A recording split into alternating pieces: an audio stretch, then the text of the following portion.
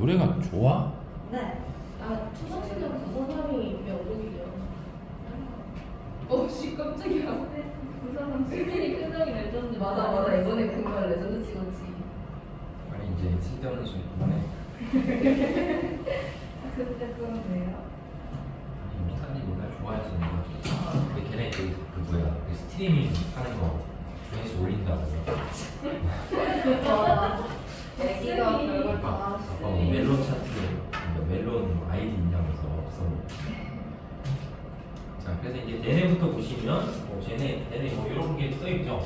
아까 얘기했던 이제 설명했던 그 내용이고, 그 다음에 이제 뭐 이건 사람에 따라서 표현의 주임이 많은 사람도 있고 적은 사람도 있으니까 그냥 그렇고, 그 다음에 좌우 두 개의 반구, 그 다음에 각각 몸의 반대쪽을 지배한다. 이 이유는 이제 연수에서 아까 얘기했듯이 신경이 뭐가 일어나니까 교차가 일어나니까 이제 몸의 반대. 그 다음에 겉질은 회색이고 속질은 백색. 그리고 얘네는 겉질이 기능에 따라서 여기 보듯이 보이시죠? 뭐로 나누는데 감각, 운동, 연합 이렇게 세 부분 나눠져 있어요. 그래서 이게 곧 뭐가 되겠냐면 이제 분업화 되어 있다라고 해서 이 그림상에서 이렇게 보면 여기 보면은 전두엽도 있고 두정엽도 있고 후두엽도 있고 측두엽도 있고 그래서 각각의 부분이 있었을 때 말하기, 후각, 청각, 운동 겉질, 감각 겉질 이런 표현들이 써 있잖아.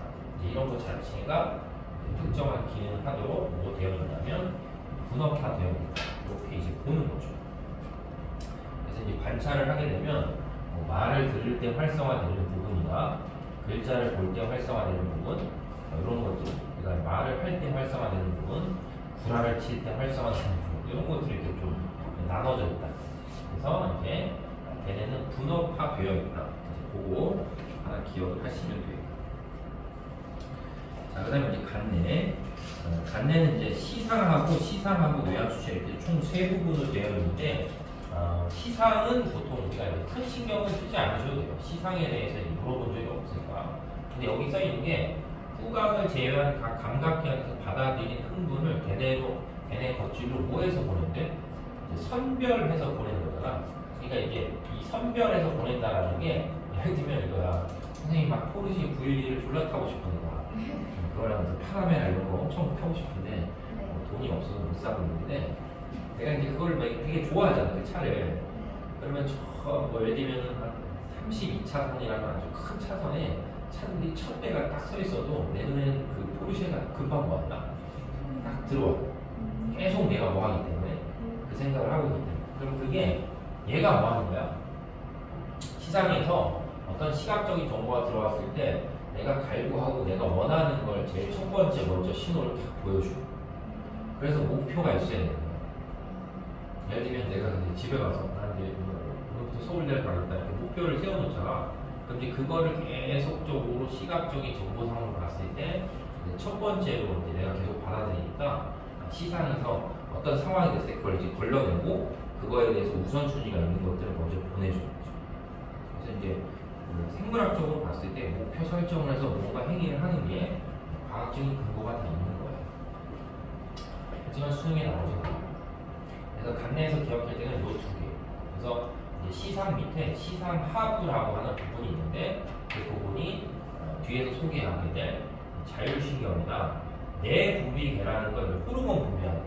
그래서 이런 거를 조절하는 최고 중추여서 아까 얘기했던 간내는 항상성을 유지하는 최고 중추. 항상성 3개 뭐라고? 체온, 혈당량, 삼수압.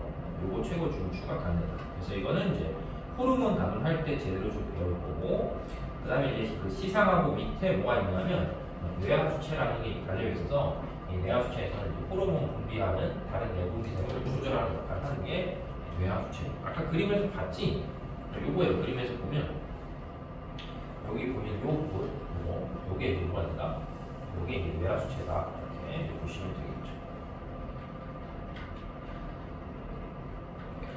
자, 그 다음에 이제 손해는 대뇌와 함께 수위 운동을 조절하고, 그 다음에 몸의 평형 관련해서 이제 손해가 이제 작용을 한다라고 보면 돼서, 두 번째 써 있는 건 몸의 평형 조절은 뇌이, 귀 안이, 외이, 중이, 내이 이렇게 되어 있거든.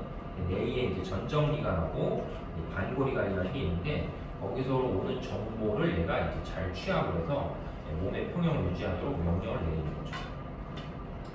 됐죠? 자, 그 다음에 이제 네 번째는 이제 중뇌. 중뇌는 뭐 자극의 전달 통로 역할을 하고, 그 다음에 이제 손에 함께 몸의 평형을 조절하는데, 뭐 이런 것들은 잘 안 나오는데, 아까 얘기했듯이 중뇌는 이제 눈, 안구 운동, 자, 이런 것들하고 관련된 것들이 이제 중뇌다. 혹은 중간뇌다. 이렇게 보면 되죠. 그 다음에 마지막으로 이제 연수인데, 연수는 호흡 운동, 그 다음에 심장 박동, 그 다음에 소화 운동, 그 다음에 소화 운동이라는 게 뭐야? 소화 운동을 한다는 건 우리 장이 뭐 하는 거야? 장이 이렇게 움직이잖아. 그런 것도 다 연수가 관정을 하고, 그 다음에 이제 소화기관에서 소화액을 분비하는 것도 연수가 관장을 한다라고 보면 되고, 그 다음에 하품, 기침, 구토, 재채기, 신분비, 음물분비 이런 것들이 다 조건적인 거야, 무조건적인 거야? 그냥 우리가 보통 봤을 때 하품도 저절로 나오고 기침도 저절로 하고 구토도 저절로 하고 재채기도 저절로 하고 이런 거죠. 나의 의지가. 물론 이제 연기를 하면 하품을 하고 뭐 기침을 하고 연기로 뭐 구토를 하고 이렇게 할 수는 있는데 보통 정상적인 사람이라면 그냥 자기 의지하고 상관없이 피곤하면 뭐가 나오는 거야? 하품이 나오는 거지. 그죠? 이런 것들을 조절하는 중추가 연수다라고 보면 되고, 그 다음에 뇌와 척수에서 오는 대부분의 신경이 연수에서 교차가 돼요. 알지? 교차. 연수에서 신경이 이제 꼬인다. 이제 그렇게 이제 생각을 하면 되겠지.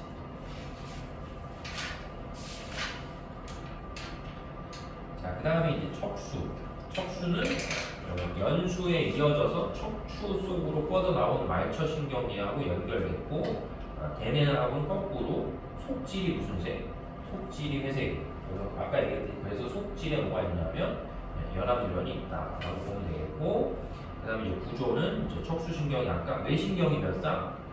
12쌍. 그죠? 그 다음에 척수신경이 이제 31쌍. 이렇게 되겠고, 지금 이 그림에서 이제 시험에 또 나올 수 있는 개념이 하나가 있는 게, 여기 보시면 전근, 후근 이런 개념이 있어요. 그죠? 그래서 사람의 이제 척수를 이렇게 잘랐을 때, 아까 얘기했듯이 여기가 어느 쪽이고, 배 쪽이고, 저 뒤에가 뭐야? 등 쪽이야. 항상 등 쪽으로 뭐가 들어오냐면, 감각신경이 들어오고, 배 쪽으로 뭐가 나간다? 운동신경이 나가고, 그 중간에 척수에 뭐가 있냐면 연합신경이 있다. 존재하잖아. 이렇게 구조도 기억을 하는 거죠.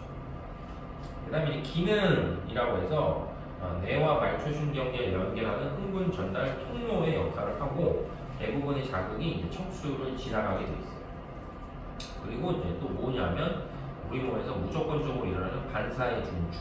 그래서 대표적인 땀 분비, 그 다음에 아까 설명했던 망치로 무릎 치는 무릎 반사, 그 다음에 갓난아이의 배변 배뇨.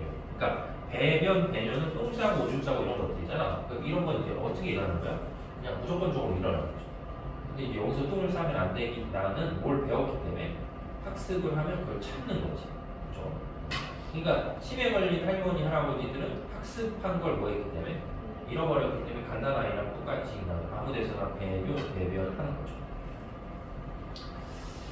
되죠? 자, 그래서 이렇게 보시면 되겠고, 자, 그 다음에 이제 다음으로 넘어가시면 자극에 대한 반응이 전달되는 경로예요. 그래서 이건 이제 되게 복잡하게 생각할 필요는 없고, 경로가 무의식적인 거랑 의식적인 거, 뭐 그 정도 차이를 뭐 하면 되냐면 좀 기억을 하면 돼서, 첫 번째는 이제 무의식적인 반응의 경로다라고 해서, 무의식적인 반응 경로는 그냥 머릿속으로 봤을 때 나의 의지하고 상관이 없는 거예요.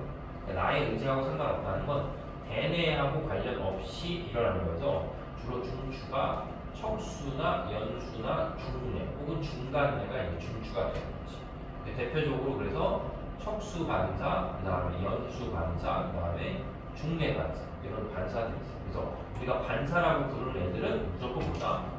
무조건적으로 일어난다. 이렇게 생각을 하면 되겠지. 자, 그 다음에 이 그림을 보면서 다시 해야 될 게, 아까도 얘기했던 건데, 지금 이 그림에서 한번 보면 어떤 피부에서 자극이 이렇게 감각 뉴런을 따라서 이렇게 들어오면 이 F에 있는 척수에 있는 연합뉴런에서 그거에 대해서 판단하고 바로 뭐다? 근육이 있는 운동 뉴런을 통해서 명령을 이렇게 내리면 그게 뭐가 되는 거야? 그게 무조건적인 반사예요. 근데 이제 그 과정 중에 이 부분이 이제 시냅스로 연결되어 있기 때문에 이 감각기관의 정보가 또 어디로 갈 수 있는 거야? 뇌로 이렇게 가면 피부에 어떤 자극이 왔다, 우리가 이런 것도 느낄 수 있는 거지. 무슨 말인지 되죠?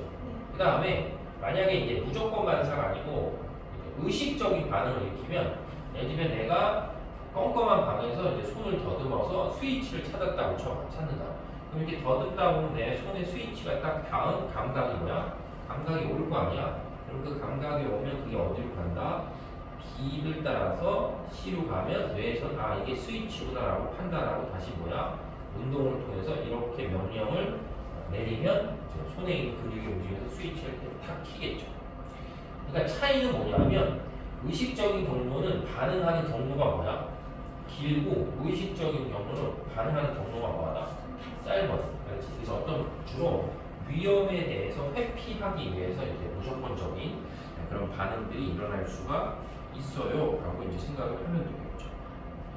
그래서 1번에 쓰인 것처럼 무조건 반사가 일어나는 과정에는 대뇌가 관여하지는 않는데 이때 자극은 대뇌로 연결된 뉴런에 의해서 대뇌로 전달되기 때문에 중요한 말이 뭐 할 수 있다? 감각을 느낄 수 있어요. 그렇죠? 무조건 반사가 일어나도 그 감각을 느낄 수 있는 거죠. 그렇기 때문에 반사의 경로가 짧기 때문에 무조건 반사가 먼저 일어나고 그 후에 느끼는 거지. 그렇죠? 그런 차이가 좀 있다라고 이제 생각을 하고 있으면 되겠지. 자, 그 다음에 2번에 보면 무조건 반사는 자신도 모르게 혹은 무의식적으로 등으로 표현을 하는데 거기 밑에 써있는 뜨거워서 그 다음에 존나 깜짝 놀라서 아파서 이런 것들은 다 뭐야? 느낀다는 표현이거든. 그러니까 뜨거워서니까 아 뜨거운 게 느꼈기 때문에 내가 뭐 손을 치운 거잖아. 근데 이런 거잖아. 저기 뜨거운지 차가운지 모르는 게 있었는데 손을 댔는데 순간적으로 손을 확 떼. 그럼 뭐야? 그럼 무조건적으로 손을 떼버리는 거야. 알지? 무조건 반사이자 무조건적으로 손을 떼고 그 이후에 아 뜨거 이렇게 되는 거지. 무슨 말이죠? 그래서 이런 뭐 뜨거워서 깜짝 놀라서 아파서 이런 것들은 다 기본적으로 뭔가 자극을 뭐 하는가? 느낀 후에 반응을 하는 거기 때문에 이런 거는 무조건 반사의 표현이 아닌 거죠. 여러분 왜 이렇게 대충 슬렁슬렁 넘어가냐면 안 중요해요. 자, 그 다음에 9번째는 의식적인 반응의 경로다 해서 아까 얘기한 것처럼 의식적인 반응의 경로는 가는 경로가 매우 뭐하다? 길어. 이렇게 해서 이렇게 갔다가 이렇게 갔다가 이렇게 가는 게 의식적인 거지. 그래서 무의식적인 경로에 비해서는 상대적으로 이제 자극에 대한 반응하는 속도가 더 느린 게 의식적인 반응이다. 뭐 이런 식으로 생각을 하면 되겠죠. 뭐 이해되죠? 초등학생들 다 이해하더라고요. 자, 그래서 그렇게 보시면 되고 이제 그 다음으로 넘어가시면 여기가 제일 중요해요. 수능도 거의 여기에서만 집중적으로 나오기 때문에 자, 요 부분만 기억을 하시면 돼요. 그래서 자, 아까 설명했던 것 중에 이제 지금은 초점이 어디냐면 중추가 아니고 이제 말초인데 지금 그림상에서 보면 이제 말초 신경계가 구심성, 원심성 이렇게 나눠져. 근데 구심성은 그냥 뭐밖에 없는 거야? 기억이니까 감각밖에 없는 거야. 그러니까 외부에서 어떤 들어오는 자극을 감각신경이 구심성 뉴런을 통해서 어디로 보내주는 거야? 뇌로 보내주면 저 뇌가 어떤 상황에 대해서 이제 들어오는 정보가 있으니까 그 상황에 대해서 판단을 한 다음에 그 판단한 걸 뭐 하는가? 명령을 내리는데 이 명령을 내리는 체계가 조금 뭐하다? 복잡한 거야. 그렇죠? 그래서 시험 문제는 주로 다 여기가 집중돼요. 애들도 제일 헷갈려하는 게 이 명령을 내리는 체계. 그러니까 이 그림상에서 봤을 때 얘를 잘 구분하셔야 돼요. 이쪽. 그렇죠? 이쪽을 잘 구분하셔야 돼요. 그래서 이제 어쨌든 판단하고 명령을 내리니까 이 명령을 내릴 때는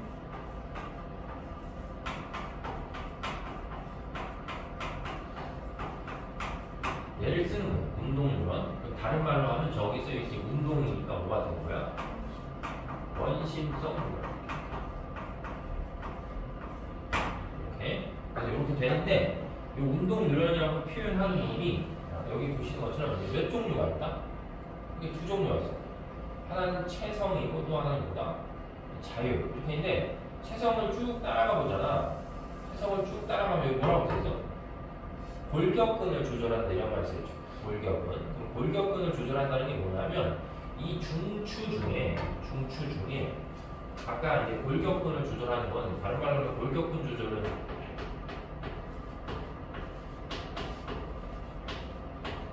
이게 내가 수위 나의 의지에 따라서 이제 그 근육을 조절하는 거라서 그러면 결국은 이 체성신경계를 통해서 골격근에 명령을 내리는 중추신경계가 뭐가 되냐면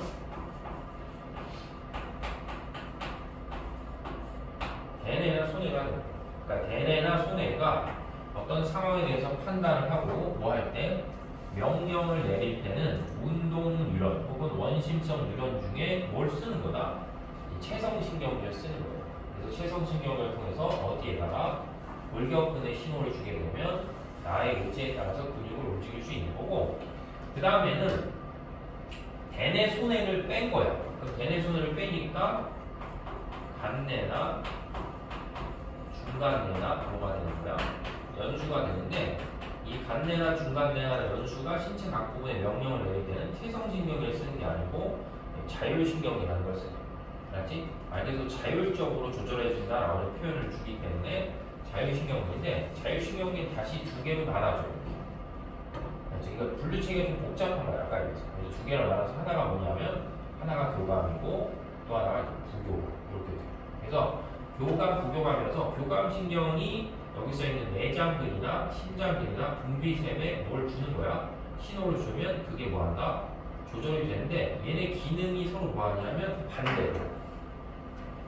그러니까는 대뇌나 소뇌가 체성신경계를 통해서 골격근에 명령을 내리면 보통 우리가 이제 근육 운동이 이런 식으로 이런 식으로 이제 진행이 되는데 근육이 이렇게 진행이 되는데 자율신경계에서 명령을 내리는 건 몇 개가 있기 때문에 두 개가 있기 때문에 교감신경이 명령을 내리는 경우랑 부교감신경이 명령을 내리는 경우가 서로 반대의 역할을 해요.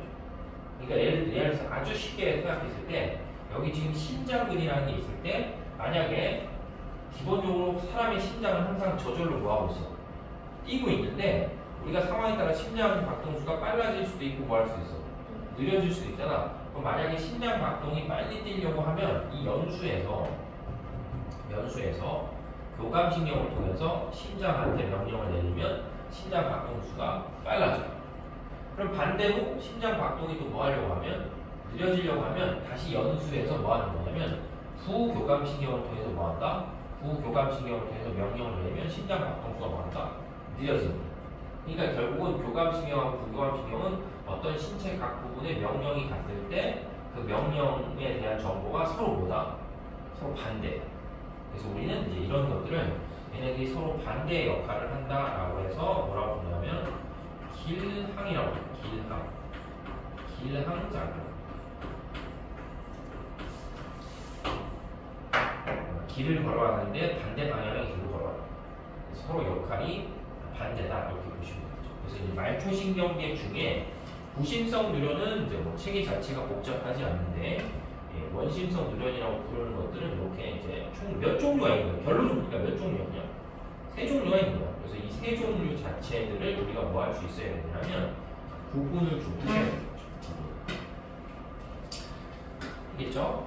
그래서 여기 이제 제일 첫 번째 보시면 이제 체성신경계가 나와서 체성신경계는 이제 대뇌의 지배를 받아서 의식적인 골격근의 반응을 조절하는 게 체성이다라고 보면 되겠고 자율신경이 되게 이제 써있는 말이 많죠. 그래서 첫 번째는 대뇌의 지배를 받지 않고 주로 간뇌나 중뇌나 연수 이런 것들의 조절을 이제 받는 거고 그 다음에 두 번째는 원심성이기 때문에 뭐로만 구성되어 있냐면 운동신경으로만 구성되어 있고 그 다음에 3번은 주로 이제 내장기관의 분포에서 심장박동, 호흡, 그 다음에 소화, 그 다음에 호르몬 분비 이런 것들을 자율적으로 조절하고 그 다음에 4번이 자율신경은 두 개의 뉴런으로 뭐한다? 구성이 됩니다. 자율신경 좀 이따 그림 볼게요. 자율신경은 두 개의 뉴런으로 구성되고 중간에 뭐가 있냐면 신경절이라는 게 존재해서 그 부분에서 이제 시냅스를 이룬다라고 보시면 돼요.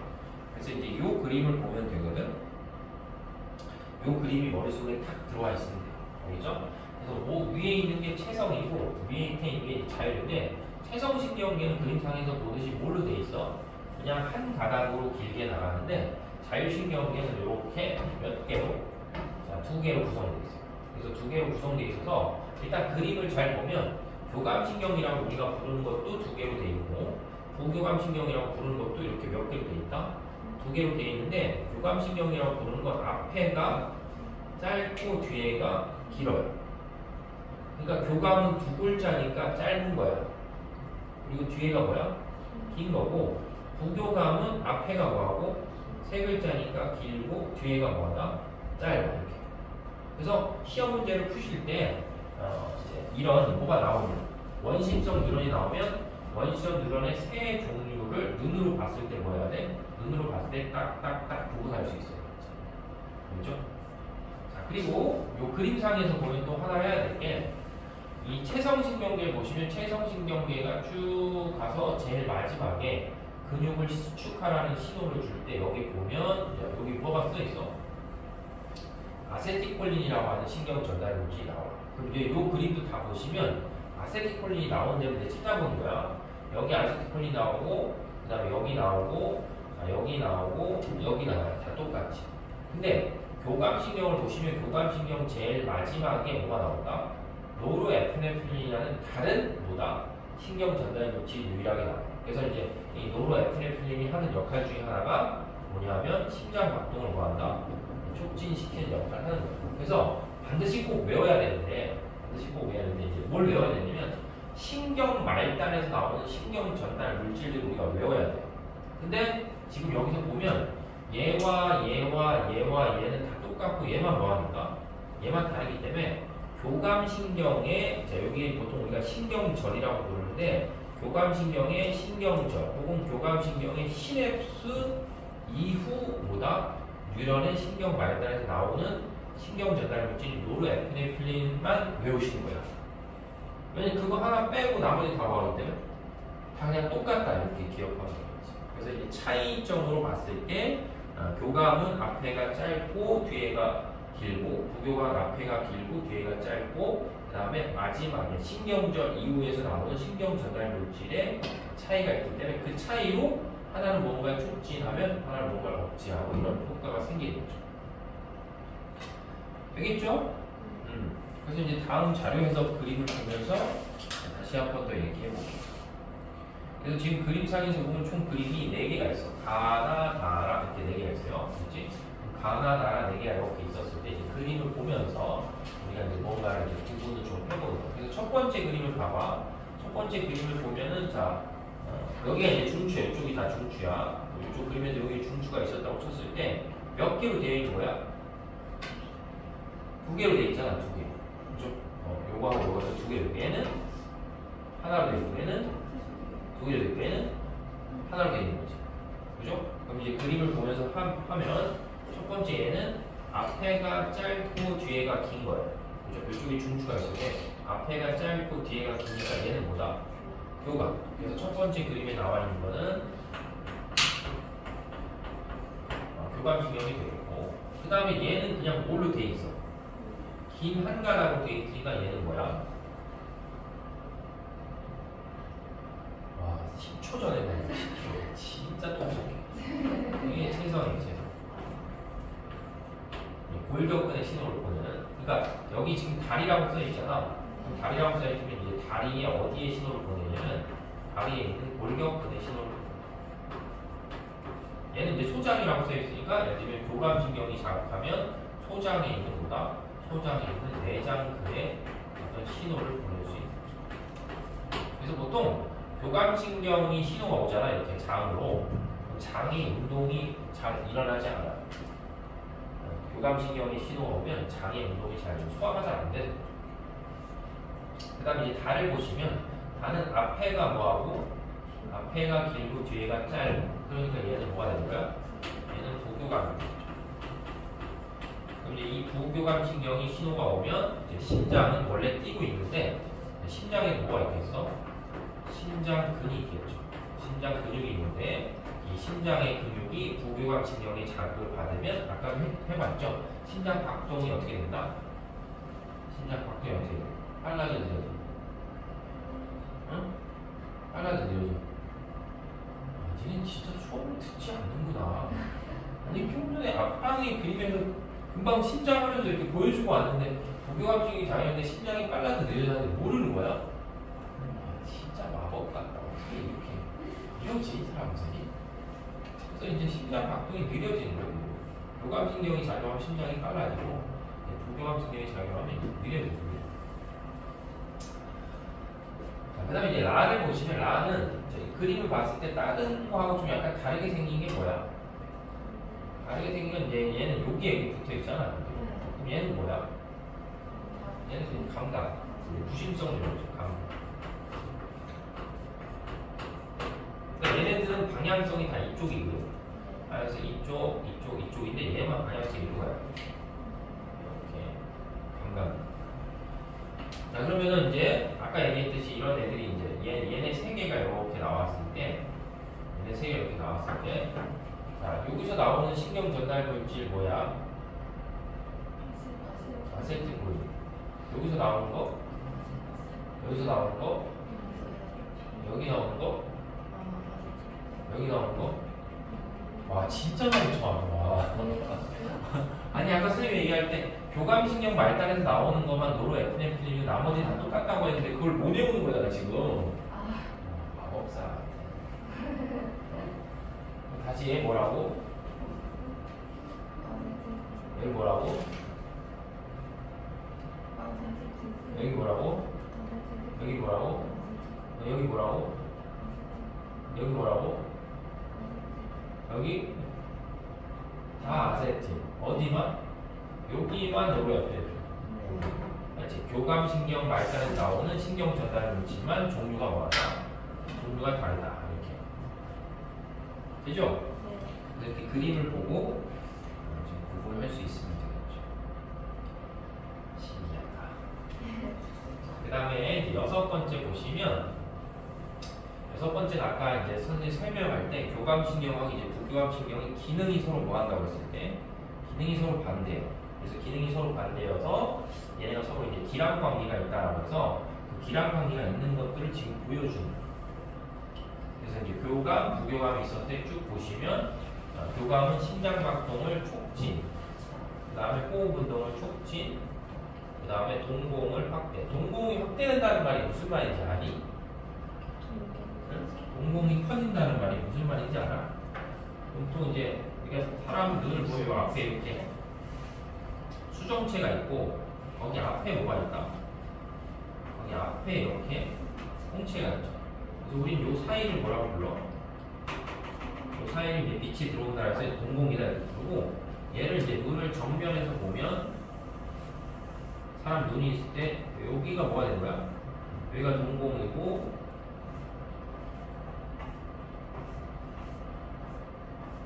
여기가 홍채. 그지? 그럼 예를 들면 이제 눈으로 들어오는 빛의 양이 뭐 하는 거야? 눈으로 들어오는 빛의 양이 많으면 눈이 손상이 되기 때문에 홍채가 이완하면서 동공의 크기가 뭐 한다? 동공의 크기가 작아지는 거죠. 근데 여기는 지금 동공이 뭐 한다 했으니까 동공이 확대된다 했으니까 동공의 크기가 커지는 거야. 그래서 동공의 크기가 커지니까 홍채가 뭐 하는 거야? 짧아지는 거지. 근데 보통 그럼 우리가 동공이 확대되는 경우가 어두운 데 들어가면 동공이 확대돼. 근데 사람이 갑자기 깜깜한 데 들어가면 몸이 어떻게 돼? 몸이 긴장 상태가 된다. 그래서 우리 몸이 긴장 상태가 되면 심장 박동이 뭐해져? 빨라지고 호흡 운동이 뭐야? 빨라지면서 동공이 뭐야? 커지면서 긴장했기 때문에 긴장인데 소화가 정말 존나 잘 되는 변태. 그래서 소화관이 뭐 하지 않는 거야?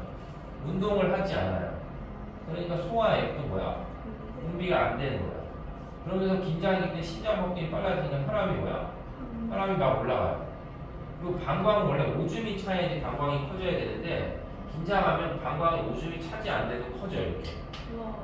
그러니까 오줌이 계속 내려오는 거지. 그래서 교감신경만 외우면 부교감신경 어차피 모기 때문에 기능이 정반대잖아. 그러니까 머릿속으로 어떤 생각을 하면 되냐면 갑자기 어두운 데 들어가서 내 몸에서 일어나는 변화를 생각하시면 돼요. 그럼 그게 이 교감신경의 상황이에요. 알겠지? 그래서 교감신경의 상황이라는 건 이제 그런 상황이고, 부교감신경은 그거하고 뭐하다? 부교감신경이 그거하고 상황이 반대다라고 정도. 알지? 두 개나 외우려고 하면 니는 머리가 워낙 좋기 때문에 머리가 워낙 좋아서 분명히 뭐한다? 분명히 헷갈려요. 그렇지? 그래서 어쨌든 극단적인 두 가지의 상황을 외우는 것들은 절대로 나머지 하나를 나머지 하나를 애초에 머리에 넣지 말아야 돼. 그래서 그냥 반대다 이렇게 생각하시면 돼요. 그리고 지금 이제 선생님이 설명할 때 어떤 특징 중에 하나가 나오는 게 뭐냐면 우리 몸이 교감신경이 이렇게 활성화가 되잖아. 그러면 저 첫 줄에 써 있는 심장박동, 호흡운동, 동공, 소화관운동, 소화의 분비, 혈압, 방광이 뭐야? 다 동시에 한 번이냐. 알지? 갑자기 긴장하게 되면 오줌도 존나 매고 심장도 빨리 뛰고 호흡도 하고 동공도 커지게. 그러니까 이런 거잖아. 갑자기 엄마 아빠가 내가 뭔가 되게 큰 실수를 했는데 그거에 대해서 알아버려가지고 나한테 막 질문하잖아. 우리 몸이 갑자기 순간적으로 무슨 상태에 들어가? 긴장된 상태에 들어가면 동공을 가만히 그 사람을 쳐다보잖아. 그럼 실제로 동공이 싹 커지는 게 보여요. 근데 만약에 그런 게 커지지 않잖아. 그럼 그 새끼는 사람을 죽였는데도 나 안 죽였는데 그런 새끼들이 사이코패스인 거야. 죄의식이 하나도 없는 거야 사람. 기본적인 사람이라면 사람을 죽였어. 근데 누가 너 씨발 사람 죽였지? 네, 이게 거짓말을 아니요 해도 이렇게 몸이 막 심장박동수 빨라지고 한단 말이야. 근데 이제 그게 안 되는 놈들은 미친 거죠. 죄의식 없는. 사람 죽여가지고 막 냉동실에 넣어놓고 이런 새끼들. 그래서 이제 이 그림에서 이 그림을 반드시 이제 기억을 하셔야 되는데 여기 잘 보면 오른쪽이 교감신경이고 왼쪽이 뭐다? 부교감신경인데 교감신경은 지금 그림을 잘 보면 교감신경이 어디서 뻗어나오는 걸 보여주냐면 교감신경은 무조건 다 어디서만 뻗어나오냐면 척추에서만 나와요. 근데 척추에서만 나오는데 그림이 되게 복잡하게 생겼는데 결론은 뭐냐면 교감신경은 다 뭐한다? 교감신경은 그냥 싹 다 연결돼 있어요. 그러니까 선생님이 진짜 극단적으로 그리면 예를 들면 척추에서 이렇게 교감신경 다발이 하나 이렇게 빠져나오잖아. 그럼 나머지 뒤에가 다 뭐한 거야? 다 연결돼 있다고 생각하면 돼. 그러니까 아까 얘기했듯이 심장도 예를 들면 동공도 확장되고 심장도 빨라지고 소화도 안 되고 방광 커지고 이게 다 동시에 이렇게 돼 있게 돼. 근데 왼쪽에 있는 부교감신경은 그냥 뭐야? 부교감신경은 다 따로따로해. 그러니까 다 따로따로라는 건 이게 안 되는 거야. 알지? 예를 들면 내가 몸이 되게 편안한 상태잖아. 몸이 편안한 상태라고 했을 때 그러니까 교감신경의 반대가 부교감이니까 심장 억제, 호흡 운동 억제, 동공 축소, 소화관 촉진, 소화액 촉진, 혈압 하강, 방광 수축 이게 동시에 일어나지 않는 거야. 왜냐 부교감신경은 다 별개로 떨어져 있어. 구분이 돼? 그래서 이게 생물학적으로 봤을 때 이렇게 될 수밖에 없는 이유가 보통 우리는 교감신경이 활성화되는 그 순간이 몸이 뭐한 상태야? 몸이 위급한 상황이거든. 그럼 사람은 위급한 상황을 빨리 벗어나야 되기 때문에 몸이 한꺼번에 반응을 해줘야 돼. 그래서 이제 교감신경은 동시다발적으로 이 모든 현상들이 다 나타나는데 부교감신경은 심장박동이 억제된다고 해서 갑자기 방광이 수축하면서 오줌이 나오지 않아. 그래서 그런 관계가 아니에요. 다 별개적으로 떨어져 있다는 거예요. 그래서 자 머릿속에 이 그림에서 이제 머릿속에 기억해야 될 거는 교감신경은 척수의 중간 부분에서 뻗어나오는 거예요. 지금 교감신경은 어디서 뻗어나와요? 라고 하면 척수에서 뻗어나온다. 이렇게 생각 좀 더 디테일한 거 다시 얘기할게요. 그 다음에 부교감신경은 꼭 외워야 될 게 부교감신경은 뻗어나오는 부분이 뭐 하는 거야? 뻗어나오는 부분이 정해져 있어요. 알았죠? 그래서 부교감신경 뻗어나오는 부분이 정해져 일단 제일 요 밑에 보면 뭐다? 척수의 끝부분. 알았지? 척수의 끝부분에서 뭐가 뻗어나온다? 부교감신경이 뻗어나오면 그게 이제 방광을 수축하라는 신호를 주는 거예요. 알았죠? 무슨 말이 되니? 그 다음에 여기 보면 여기 신체 부위가 있는데 여기는 주로 이제 연수예요, 연수. 그래서 연수에서 심장박동을 억제하거나 소화관이나 소화액의 분비를 촉진하거나 쓸개즙의 분비를 촉진하는 이 신호는 어디서 나오는 거야? 부교감신경에서 뻗어나오는데 그게 부위가 어디가 되냐면 연수예요, 연수. 그러니까 부교감신경이 뻗어나오는 두 번째 부분이 어디가 된다? 연수. 자, 그 다음에 이제 세 번째. 그렇죠? 세 번째도 뭐다? 부교감신경이 뻗어나오는 게 어디냐면 중간이에요, 중간. 그렇죠? 중간 내에서 부교감신경이 뻗어나오면 또 동공이 뭐한다? 동공이 축소되는 거죠. 그래서 부교감신경이 뻗어나가는 부분은 총 몇 부분? 세 부분. 맞죠? 뭐다? 중간내, 연수, 척수. 그 다음에 교감신경이 뻗어나가는 부분은 무조건 뭐야? 무조건 다 척수. 그러니까 약간 불필요한 것 같지만, 왜냐면 아까 이제 눈 안구 운동을 관장하는 게 중간내인데, 그럼 중간내에서 동공을 축소하거나 아니면 동공을 확대한다라는 어떤 신호를 뭐 하는 거야? 신호를 보낼 때 만약에 동공을 확대하는 신호를 보면 그게 바로 눈으로 가는 게 아니고 어디로 내려갔다 눈으로 가는 거야? 척수로 내려갔다 눈으로 가는 거야. 근데 약간 불필요한 것처럼 보이는 이런 시스템을 만들어 놓은 이유가 뭐냐면 우리 몸이 한꺼번에 반응해서 위급한 상황은 뭐야? 위급한 상황을 동시에 벗어나게 해서. 그래서 여기 써있는 것처럼 마지막에 교감신경이 흥분하면 여러 내장 기관이 뭐한다? 동시에 반응하는 거야. 그렇지. 부교감신경은 동시에 반응하는 게 아니고 그러니까 교감신경만 동시에 뭐하냐면 동시다발적으로 이제 반응을 할 수 있다라고 이제 생각을 좀 하시면 돼요. 알았죠? 분명히 이렇게 얘기는 이따가 또 모른다 하면 때릴 거야. 좀 때려야 되겠어. 너무 몰라. 자, 그래서 이제 1번. 자, 그림은 사람의 뭐냐 하면 사람의 자율신경 다하고 나를 모식적으로 나타냈다. 자, 그림상에서 보세요. 자, 요거 첫 번째 요 그림은 앞에 뭐하고 앞에 길고 뒤에 뭐야? 짧아. 그죠? 앞에 길고 뒤에 짧으니까 뭐야? 부교감. 그리고 뻗어나온 부분을 봤더니 어디다? 연수가 되는 거죠. 그 다음에 요건 앞에 짧고 뒤에 길고 자, 척수에서 뻗어나오는 거 뭐야? 교감. 자, 이렇게 되겠지. 무슨 말인지 되지? 그럼 여기서 나오는 얘 뭐라고? 이거 뭐라고? 아, 왜 그러냐고. 왜? 아질레? 아세티콜린. 이거 뭐야? 아세티콜린. 이게 뭐다? 노르에피네필린 이렇게 되죠. 그래서 가는 부교감, 나는 교감. 그 다음에 가난 서로 기능이 뭐다? 반대. 그 다음에 교감신경이 흥분하면 소화가 뭐야? 잘 안 되는 거야. 마치 밥 먹고 그니까 뭐야? 뭐야? 니네 어렸을 때 그런 거 본 적 있어? 소가 된 어른인가? 있잖아. 하면 맨날 씨발 나는 맨날 밥 먹고 누워만 있었으면 좋겠다 해서 소된 새끼 있잖아. 전래문화에. 그래가지고 소가 돼가지고 밭에서 맨날 일하다가 결국은 소 사는 게 참 힘들구나라고 느끼고 다시 사람으로 돌아와. 몰라? 소가 된 게으름뱅이가 그런 거 있잖아. 그래서 자기 엄마 아빠한테 막 내가 소가 됐어요 라고 얘기하는데 소가 됐으니까 말이 안 나오니까 왜 그래서 이러고 있고. 들어본 거. 읽어봤을 거야. 그래서 어쨌든 이제 교감신경이 활성화되면 소화가 뭐야? 소화가 잘 안 되고 부교감신경이 활성화돼야지 소화가 잘 되는 거죠.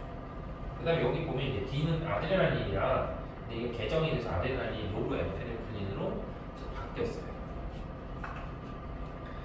자, 그 다음에 이제 2번 보세요. 자, 2번 이제 그림만 잘 봐요. 그림. 자, 그림을 잘 보시면 자, A 보이시죠? A. 자, A를 보는데 A가 뭐야? 감각이지. 그래서 이게 지금 심장인데 심장에는 이산화탄소의 체내에 이산화탄소의 농도가 변하는 것을 감지하는 센서가 있어요. 심장에서. 그럼 그 심장에서 그 센서에서 예를 들면 이산화탄소의 농도의 변화를 감지해서 그 신호를 감각, 구심성 유전을 통해서 어디로 보내주는 거야? 자, 연수로 보내주는 거야. 알겠죠? 연수에서 보내주면 연수에서는 이제 그걸 인지한 다음에 B나 C를 이용해서 심장 박동을 모았다 조절을 해주는 거지. 근데 B가 뭐야? 교감이야, 부교감이야? 부교감이지. 왜 어디서 뻗어 나오니까? 연수에서 뻗어 나오니까 부교감이고, 그죠? 그 다음에 C는 어디서 뻗어 나오니까? 척수에서 뻗어 나오니까 교감이야. 그래서 부교감 신경이 자극을 주는 거랑 교감 신경이 자극을 주는 경우랑 서로 상반된 기능을 하는 거지. 자, 근데 여기서 시험 문제에서 꼭 물어보는 것 중에 하나가 뭐냐면, 그러면 이 B라고 하는 게 지금 뭐야? 부교감 신경이잖아. 그럼 부교감 신경에 여기를 보통 시냅스 혹은 신경절이라고 하는데, 신경절 이전 뉴런이 보이죠, 여기. 얘네가. 그럼 신경절 이전 뉴런의 신경세포체는 어디에 박혀 있는 거야? 연수에 박혀 있는 거야. 알았지? 이해돼? 자, 다시 해볼게. 부교감신경의 신경절 이전 뉴런의 신경세포체는 어디에 박혀있다? 연수에 박혀있는 거야. 그럼 지금 이 그림에서 봤을 때 얘는 뭐니까? 교감신경이니까 교감신경 신경절 이전 뉴런의 신경 스포츠는 어디에 박혀 있는 거야? 척수에 박혀 있는 거죠. 이런 느낌. 구분이 돼? 네. 그래서 이제 이렇게도 말 표현을 물어볼 수 있어요. 그럼 다시 해보면 자 B 연수에서 B를 통해서 심장한테 명령을 내려. 그럼 심장 박동이 어떻게 돼? 심장이 잘 뛴다. 교감신경이 잘 뛴다고? 뭐라고? 천천히. 심장 박동수가 뭐한다? 느려지는 거고. 그 다음에 C인 교감신경이 이렇게 작용하면 심장 박동수가 뭐한다? 빨라진다. 깜깜한데 갑자기 들어갈 때 생각하라고. 물론 변태 새끼는 깜깜한데 갑자기 어두우니까 좋다 이렇게 편한 놈도 있어. 케이스 바이 케이스긴 한데 대부분 사람은 그러진 않는다고. 아셨죠? 그러면 이제 다시 해볼게요. 그럼 기억에서 나오는 신경 전달 물질 뭐야? 아세틸콜린이고 니은에서 나오는 건 노르에필네프린. 모르는 거 같아. 아니에요. 됐죠? 그 다음에 3번 심장 박동은 두 가지 자율신경 A하고 B에 의해서 조절이 되는데 그림 반은 A를, 그 다음에 그림 나는 B를 자극했을 때 심장세포에서 이제 활동 전이가 발생하는 빈도의 변화를 나타냅니다. 그럼 이제 첫 번째 그림을 보면, 자 봐봐, 자극을 받기 전과 비교해 봤을 때 어떤 그 자율신경계의 자극을 받았더니 활동 전이가 발생하는 빈도가 뭐야? 빈도가 늘어났어, 줄어들었어? 줄어드는 거고, 얘는 자극 전하고 비교해 봤을 때 활동 전이가 발생하는 빈도수가 더 뭐했어? 늘어났지. 그러니까 얘는 심장이 뭐 하는 거야? 빨리 뛰는 거, 얘는 심장이 천천히 뛰는 거야. 그러니까 이쪽이 뭐가 자극한 거고 교감이고 이쪽이 뭐다? 부교감. 이렇게 구분할 수 있으면 되겠죠. 자, 마지막 이제 4번 해보는 거. 4번 아까 했던 그거예요. 자, 표가는 중추신경계를 구성하는 구조 A하고 D에 대한 특징 기억하고 디귿의 유무를 나타내는 거고, 나는 기억하고 디귿을 순서 없이 나타냈다. 그럼 A하고 D는 각각 소뇌나 연수나 중간뇌나 척수 중에 하나다라고 했어요. 그럼 이제 첫 번째가 뭐냐면, 자 이런 말이 있거든. 부교감신경이 뭐야? 뻗어 나오는 거야. 그러니까 부교감신경이 뻗어 나오는 걸 여기서 찾아보라는 거잖아. 보이시죠? 그럼 여기서 부교감신경이 빠져나오는 데는 어딜 빼고 다 돼요. 손에 빼고는 다 돼요. 그지? 연수, 그 다음에 뭐다? 중간에, 그 다음에 아까 여기 척수, 끝부분에도 또 뭐가 나오는 거야? 부교감신경이 나오는 거지. 그러면 지금 여기 써 있는 것 중에 가로줄, 세로줄이 있는데, 세로줄이 여기에 있는 기역, 니은, 디귿의 뭐다? 특징인데, 연수, 중간내, 척수 세 개가 부교감신경이 뭐하기 때문에 빠져나오기 때문에 여기에서 반드시 동그라미가 몇 개 있는 게 있어야 돼? 3개 있는 게 있어야 돼. 그럼 얘네는 이미 동그라미가 3개가 될 수가 없으니까 얘가 무조건 뭐여야 돼? 무조건 X가 돼야 돼. 그러니까 니은이 그냥 뭐가 되는 거야, 특징이. 이게 이제 부교감신경이 뻗어나와요. 그 특징이 되겠죠. 자, 그 다음에 이제 두 번째는 뭘 구성한대? 뇌줄기를 구성한대. 그럼 아까 이제 기억을 잘 더듬어 보면 뇌줄기를 구성하는 게 중간내, 뇌교, 연수였어요. 그럼 이제 중간내 연수가 뭐 하는 거야? 일단 거기 들어가 있으니까 중간뇌랑 연수가 뇌줄기를 구성한다 했으니까 얘는 동그라미가 몇 개 나와야 돼? 동그라미가 2개가 나와야 되니까 여기 이미 동그라미가 하나밖에 없기 때문에 얘가 동그라미 몇 개다? 동그라미가 2개가 돼야 되겠죠. 됐죠? 그러니까 요게 뇌줄기를 구성해서 자, 이렇게 되겠고, 그 다음에 마지막에 하나는 그냥 무조건 이거겠지. 얘가 뭐야? 동공반사의 구조. 그러니까 동공, 눈 운동, 안구 운동을 조절하는 건 누구의 특징이다? 응? 안구 운동. 안구 운동 중간이죠.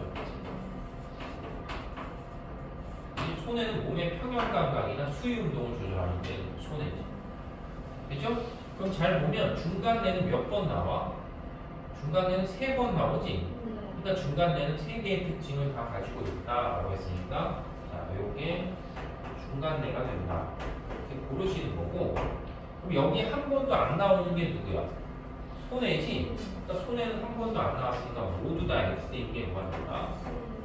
손해가 되겠고 특징을 2개 갖고 있는 거랑 하나 갖고 있는데 특징을 2개 갖고 있는 게 누구니까? 연수죠. 그지? 특징을 2개 갖고 있는 게 연수니까 D가 뭐가 돼야 돼? D가 연수고 마지막에 A가 척수가 된다. 그래서 지금 설명한 얘는 무한히 바뀔 수 있어. 문제 스타일. 그래서 어떤 문제든 생물학에서 나 이런 표의 형태로 해서 특징 잡아서 어떤 단어든지 다 만들 수 있기 때문에 이런 것들이 보통 우리가 흔히 얘기하는 게 지역이고 올 수능이 실제로 봤을 때 유전이 난이도가 되게 좀 낮아졌어. 유전 난이도가. 그리고 다른 파트의 난이도가 되게 높아져서 아마 니네가 이제 내년에 수능 시험을 보잖아. 니네가 내년에 수능 시험 봤을 때 아마 그게 더 이렇게 될 것 같아요. 물론 올해 봐야 되겠지.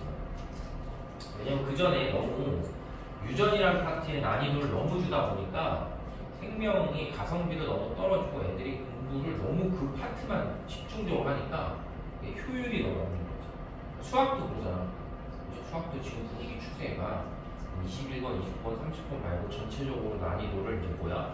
높이는 단계이기 때문에 생명도 아마 쉬운 단어들을 좀 어렵게 내려고 마음 먹으면 모든 단어는 다 어려워질 수 있거든요. 그래서 이제 되게 꼼꼼하게 외우거나 하셔야 돼요. 근데 그렇게 돼야지 아마 우리나라에 1타가 없어질 거야. 그렇게 전체적인 난이도가 이렇게 골고루 공부하잖아. 그럼 굳이 뭐 학원 1타 강사 이런 게 필요가 없어. 됐죠?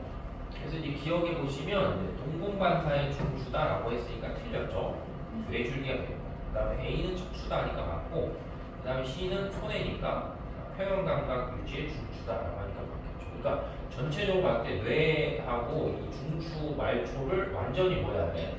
완전히 외워야지만 정확하게 풀 수 있는 그런 형태의 문제들이다라고 보시면 돼요. 그래서 절대로 내신 시험 문제 풀 때도 바보같이 대비하면 다 틀려요.